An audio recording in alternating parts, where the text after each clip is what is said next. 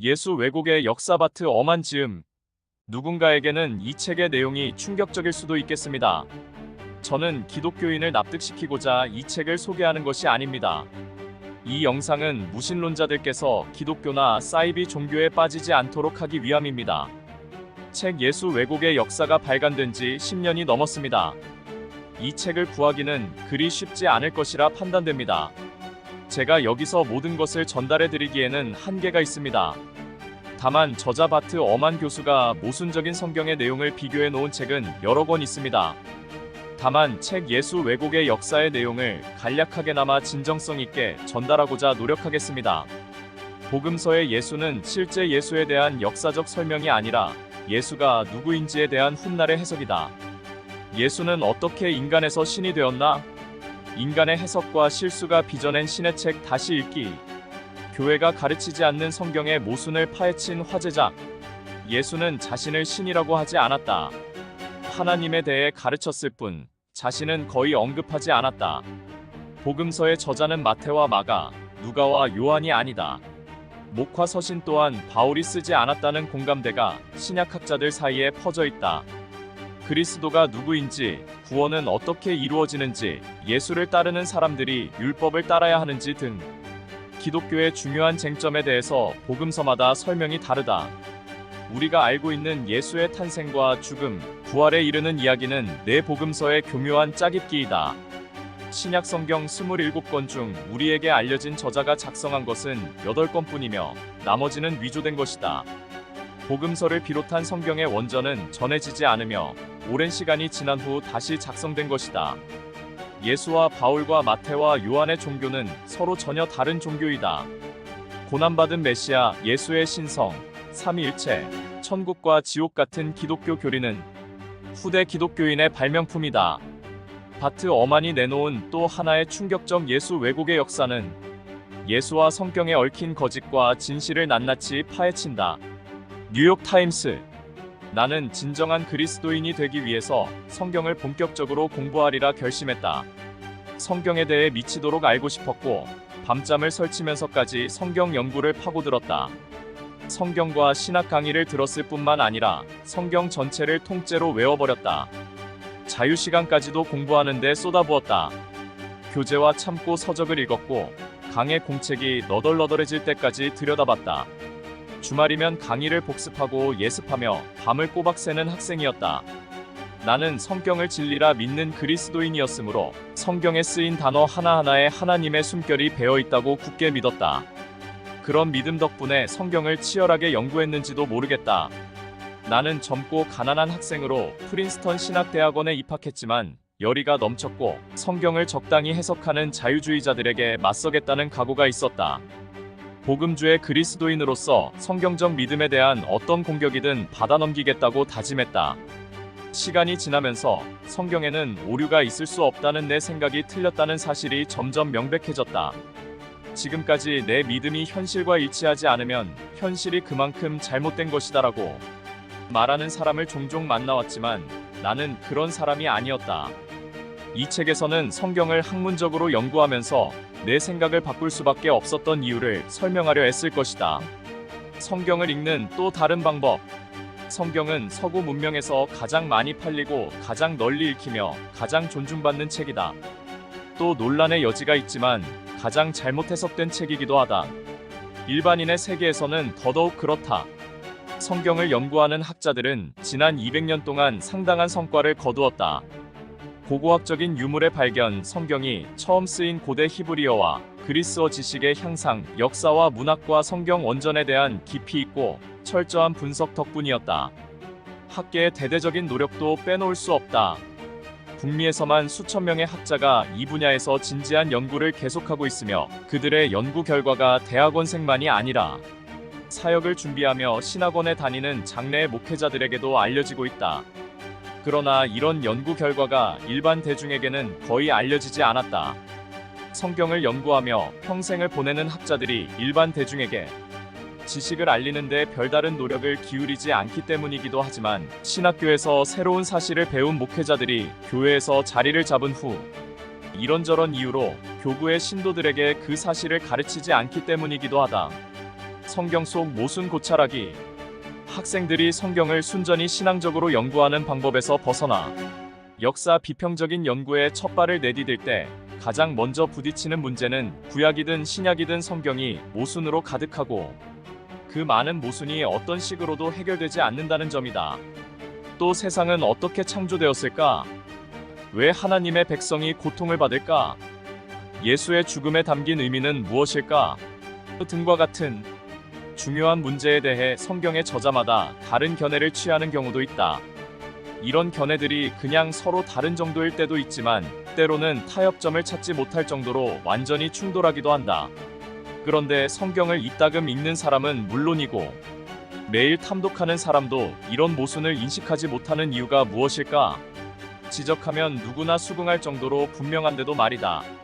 이는 성경을 읽는 방법과 밀접한 관계가 있는 듯하다. 대부분 성경을 순서대로 읽지 않고 이곳저곳을 읽고 한 구절을 골라 읽으면서 그 구절에 담긴 뜻을 생각한다.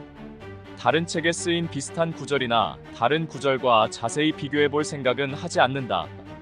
대부분이 여기에서 한 구절을 읽고 저기에서 한 구절을 읽는다. 성경에서 모순되는 부분을 찾아내기는 그다지 어려운 일이 아니다. 예수의 탄생, 야이로 딸의 치유, 십자가에서의 죽음, 부활 등에 대한 이야기를 한 복음서에서 읽으며 순서대로 꼼꼼히 기록해보라. 이번에는 다른 복음서에서 똑같은 이야기를 찾아 읽고 자세히 기록해보라. 그리고 두 기록을 비교하면 미세한 차이도 있겠지만 큰 차이도 눈에 띈다. 또 얼핏 생각하면 별로 중요하지 않겠지만 무척이나 중요한 차이도 있다. 내가 첫 번째로 제시하는 예가 바로 이런 경우이다. 예수는 며칠 몇 시에 십자가에서 죽었는가? 라는 간단한 질문의 대답이 복음서에 따라 다른 것이다. 따라서 모순이 확인된다. 마가복음에서 예수는 목요일 밤에 유월절 음식을 먹고 다음날 아침에 십자가에 못 박혔지만 요한복음에서는 유월절 음식을 먹지 않았고 유월절 음식 먹지 전날에 십자가에 못 박혔다. 게다가 마가복음에서 예수는 아침 9시에 십자가에 못 박혔지만 요한복음에서는 정오에야 사형 판결을 받고 그 후에 끌려나가 십자가에 못 박혔다. 다른 관점, 다른 믿음, 다른 메시지. 2장에서 보았듯이 성경에 감추어진 모순은 저자들의 관점을 생각하도록 만든다는 점에서 무척 중요하다. 마가복음의 의도는 누가복음의 의도와 완전히 다를 수 있다.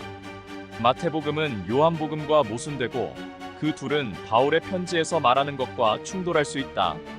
그러나 저자들의 상반된 의도를 제대로 분석하면 2장에서 다루었던 것보다 훨씬 더 복잡해진다. 저자들과 사소한 차이만이 아니라 훨씬 크고 중요한 차이가 있다. 성경 저자들 사이의 차이는 그들이 후세에 전하려는 메시지와 밀접한 관계가 있다. 예컨대 그리스도가 누구인가? 구원은 어떻게 이루어지나? 예수의 추종자들은 어떻게 살아야 하는가와 같이 중요한 쟁점에 대한 관점이 저자마다 다른 것이다. 누가 성경을 기록했을까? 시간이 지나면서 내가 그때까지 당연하게 여겼던 전통적 저작 관계를 뒷받침할 실질적인 증거가 거의 없고 전통적 저작 관계가 잘못됐다는 증거는 숱하게 많다는 사실에 충격을 받았다. 진보적인 학자들은 정말 할 말이 많았고 그런 말을 뒷받침할 증거까지 가지고 있었다. 그들은 결코 성경을 악의적으로 생각하는 사람들이 아니었다. 복음서와 같은 일부 책들은 처음에 익명으로 쓰였고 나중에야 사도들과 그들의 친구들이 저자로 거론됐지만 뚜렷한 증거는 없었다. 또 지금까지 저자로 알려진 사람이 저자가 아닌 것으로 밝혀진 책들도 있었다. 성경은 어떻게 완성됐을까? 성경은 그리스도인에게 무엇을 믿고 어떻게 행동해야 하는지 가르쳐주는 권위 있는 책들의 모음에 불과한 게 아니라는 내 확신은 꺾이지 않았다. 나는 성경을 어떤 오류도 없는 하나님의 말씀이라고 굳게 믿었다. 이런 믿음은 신약 성경을 다양한 방향에서 연구하기 시작하면서 흔들리기 시작했다. 그러나 초기 기독교의 흐름을 역사적으로 연구하면서 나는 많은 사람이 정전에 포함되지 않은 다른 책들을 정전으로 받아들여야 한다고 주장했고 정전으로 받아들이려던 책이 지역마다 달랐다는 사실을 알게 됐다. 또 정전에 포함된 책 중 일부는 교파나 교회 지도자들에 따라 거부되기도 했다. 일부 교파는 요한계시록에 잘못된 가르침이 담겨 있다는 이유로 요한계시록을 완강히 거부하고 베드로계시록을 인정했지만 베드로계시록은 결국 성경에 포함되지 못했다. 또 베드로 복음을 받아들이고 요한복음을 거부한 기독교인도 있었고 누가복음에서 처음 2장을 제외한 판본을 인정하는 기독교인도 있었다. 현재 신약 성경에 포함된 책들의 원전이 하나도 남아있지 않다는 것이 가장 큰 문제이다. 기독교인이 만들어낸 것들. 지금 내가 살고 있는 미국 남부의 기독교에서 성경이 차지하는 위치는 실로 막대하다. 대부분 기독교인이 성경을 설교하고 성경을 가르치며 성경에 충실한 교회를 다닌다. 미국 남부에서 살아가는 대다수 기독교인에게 성경을 믿지 않으면 기독교인이 될 수 없는 건 상식이다. 그토록 많은 사람들이 성경을 공경하고 하나님께 영감을 받아 쓰인 책이라 생각하면서도 사실 성경에 대해서는 거의 알지 못한다. 내게는 이것이 우주의 미스터리 중 하나로 여겨진다. 당시 예수가 메시아일 거라는 추종자들의 바람은 완전히 부인됐다. 예수는 군대를 일으키지도 않았고 로마군을 약속의 땅에서 몰아내지도 않았으며 이스라엘을 독립국가로 세우지도 않았다. 오히려 십자가에 못 박혀 비참하게 죽었다. 따라서 예수를 향한 추종자들의 믿음이 헛된 것이란 사실이 밝혀졌다. 그러나 그들 중 일부는 하나님이 예수를 죽음에서 되살려냈다고 믿었다. 그러나 메시아가 고통받다 죽을 거라는 예언이 없다는 사실을 어떻게 해결해야 했을까? 초기 기독교인은 새로운 믿음을 뒷받침할 근거를 찾아 성경을 샅샅이 뒤지기 시작했다. 기독교인에게 이시야 53장 36절은 분명히 메시아를 예언하는 구절이었다. 예수가 이루어냈다는 다른 예언들은 어땠을까? 예수의 어머니는 정말로 동정녀였고 예수는 베들레헴에서 태어났으며 나귀를 타고 예루살렘에 들어갔는가? 우리는 예수가 이 땅에서 행하고 겪었던 모든 이야기가 복음서로만 전해진다는 사실을 기억해야 한다. 복음서는 사건이 있은 지 수십 년 후에 구전으로 전해지는 이야기의 근거에서 쓴 책이다. 마태복음과 누가복음은 예수가 베들레헴에서 태어났다고 말하지만 거기에서 태어나게 되는 과정이 사뭇 다르다. 왜 기독교인은 예수가 베들레헴에서 태어나길 바랐을까? 구세주가 베들레헴에서 올 거라고 구약 성경에서 말했기 때문이다. 미가 5장 2절. 예수가 나사렛에서 왔다는 사실은 누구나 알지 않았을까? 그랬다. 마태복음과 누가복음도 예수가 나사렛에서 자랐다고 분명히 말한다. 그러나 태어난 곳은 베들레헴이므로 예언은 완성됐다는 것이다. 문제는 이 두 복음의 설명이 모순된다는 것인데 이런 모순은 무엇을 의미할까? 예수를 고통받는 메시아라 믿은 기독교인이 예수가 성서의 예언을 달성했다는 점을 확실히 해두기 위해 메시아라는 시각에서 예수를 이야기했다는 뜻이다. 예수가 고통받는 메시아라는 생각은 초기 기독교인의 발명품이다. 초기 기독교의 발달 과정에서 연속성을 강조하든 단절을 강조하든 간에 훗날 예수를 따른 사람들을 지배한 믿음과 관점이 예수의 종교 자체와 사뭇 달랐다는 것만은 분명하다. 신학적 해석의 혁신을 꾀하며 오늘날의 기독교 교리를 만들어낸 사람은 비단 바울만이 아니다. 그 변화 과정에는 수많은 기독교인이 개입했다. 이름 없는 기독교 사상가와 설교자들이 예수의 가르침을 그 시대에 맞게 재해석했고 그런 재해석은 당시의 역사적, 문화적 요인의 영향을 받았다. 먼 훗날을 사는 우리는 그 요인이 무엇인지에 대해 짐작하고 추측할 수 있을 뿐이다. 지금 우리가 알고 있는 기독교는 하루아침에 하늘에서 떨어진 것이 아니었다. 여러 해석과 교리, 관점과 기준 등이 경쟁했고 갈등과 다툼을 겪으며 오랜 시간에 걸쳐 탄생한 것이다. 기독교라는 종교는 역사적, 문화적인 의미를 지닌 인간의 발명품이었다. 아마도 서구 문명에서 가장 위대한 발명품이었다고 말할 수 있을 것이다. 지금까지 책보다 남자였습니다.